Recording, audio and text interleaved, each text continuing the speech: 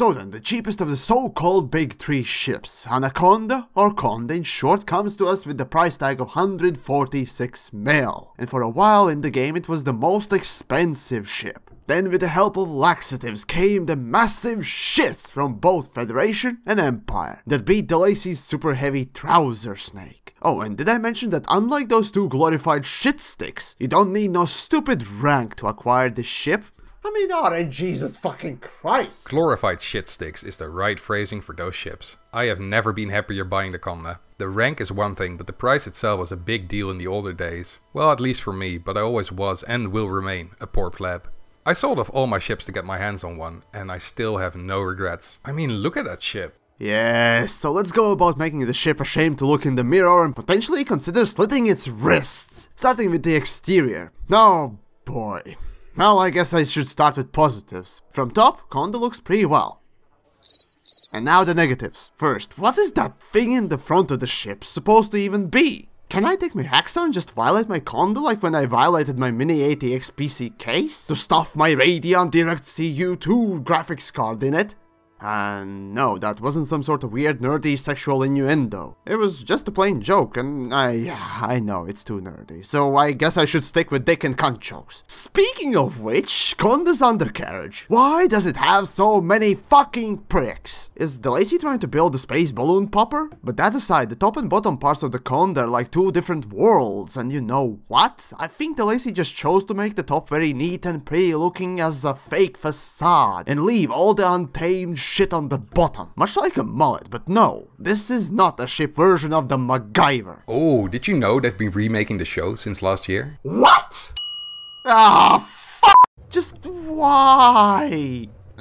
Right, back to the ship. Speaking of the two worlds thing, if you flip the Conda upside down, it's a completely different looking ship. Still, all that aside, no, I don't like Conda's looks at all. If DeLacy had continued to make the ship look like the top bit, I would have liked it, but now every time I think of the ship as a catfish. Oh, but the best thing about Conda's exterior is its ship profile. See, when I first got it, and even now, whenever I exit the station, from time to time I'll be bumping my bottom part of it.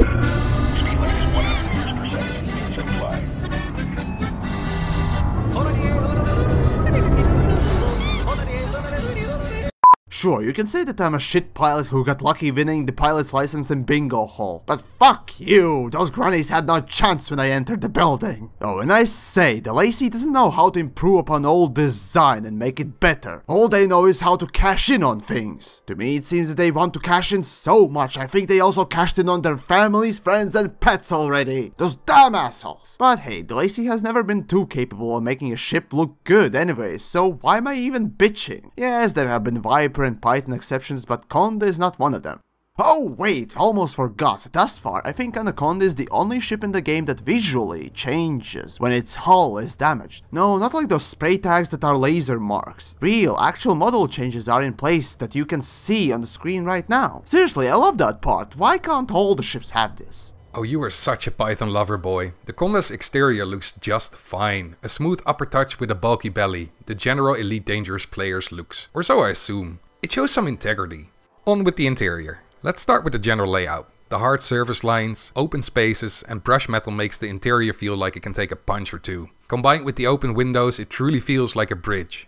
Now, one could argue that Gutamaya has a more polished, smooth look, but it's all facade. I like to see true power through steel, not some white wallpaper smacked onto the structural weak points. Hey, Gutamaya doesn't use paint.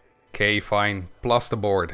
Then, something which long-term players will remember. The change. For some reason, Frontier has no control over what breaks in the game after a content patch, and the Anaconda's interior was, for the longest time, a big problem. It used to be perfectly lighted, but after patch hit, it just looked like something as bland as anything under a clouded sky. They still haven't fixed it properly if you would ask me. It used to look so good. They forgot one aspect after the fix though. The wires. What? Paid freaking millions on this thing and they cannot even do some proper wiring. Give me this. Seriously, you haven't changed this shit? Come on, you assholes. I paid over 100 mil for this goddamn thing. Can't you fix the goddamn interior at least once? If money's not enough, then how about cutting off your extremities sound like? I'm telling you, you dipshits, I'm coming for you! I mean, I can understand why they might not have chosen to put it behind a panel. You might want to change up the wires on the fly or in the heat of the moment. Although, you would think in this day and age, wiring would not really be a thing. You know what? No. Why does this look so damn ugly? The least they could do is not whack up this expensive interior by having the wires stick out like tapeworms. Thank you very much. 500 years, DeLacy. 500 years. In any case, being one of the biggest ships in the game, there better be good performance justification for all the cost-cutting measures those bleach-drinking cum slurpers they called DeLacy engineers have made. Let's start with the amount of hardpoints then. I love it. Absolutely love it. Who needs 2 huge hardpoints when you can have 1? Wait, no, that didn't come out right. If you have 1 huge hardpoint, there's no need for 2. No, wait, that still feels undermining. Well, let's just say it like this. It has 1 huge hardpoint less than the vet, but it makes up for it by adding 3 huge hardpoints, 2 mediums and 2 small ones. It pew-pews like nothing else, and with it comes the highest DPS possibility there is. And seeing it's got the biggest power distributor of all the biggies, which will cost you a fair 24 mil, it can support anything you wish to fire. Apart from the hardpoints, this ship can take a beating. With the same amount of utility mounts as the Vet and the Cutter, and more internal compartments than any other ship, I can understand why after 500 years, the ship is still in use. But then we come to maneuverability. If you can't manage your pips properly, it will move like a fat blue whale on weed.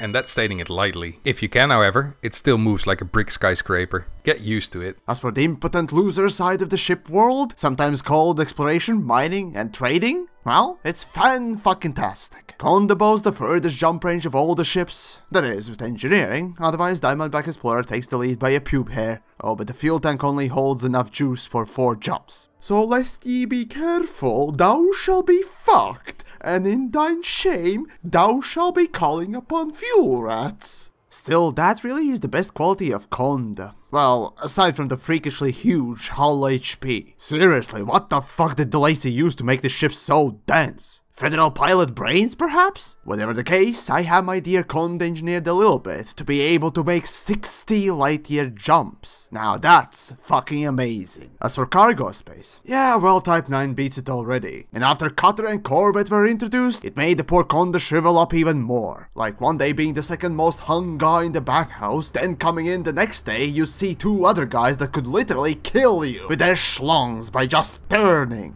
Kinda makes you want to go in the corner and cry. And since Conda has the slowest speed and its shields are the smallest of the big 3, you'll have to learn how to win battles. In the end, cargo space and speed really are the only shortcomings for the ship. Well, that and the looks, as well as the horrible ship profile. Still, everything else it has either beats the other 2 or is on par with them. It makes the ship an amazing thing. Seriously, pick a role and Conda can do it with absolute ease. As a multi-purpose, this ship is only beat by Cobra 3. Seriously, that ship is like space Jesus. Still, as much as I like my Python, it lacks the jump range that Anaconda has, which is why it's in the 3rd place for multi-role ship. In short, Conda is an amazing ship. At times it seems it's OP, but whatever. And though I have reduced mine to exploration role, it still surprises me how capable it is. I can't agree more. Nothing else to add here. I have used this ship for the longest time for pretty much all my activities, more often combat related than not. And yes, it moves slow, but who needs speed when you're flying a huge space cock?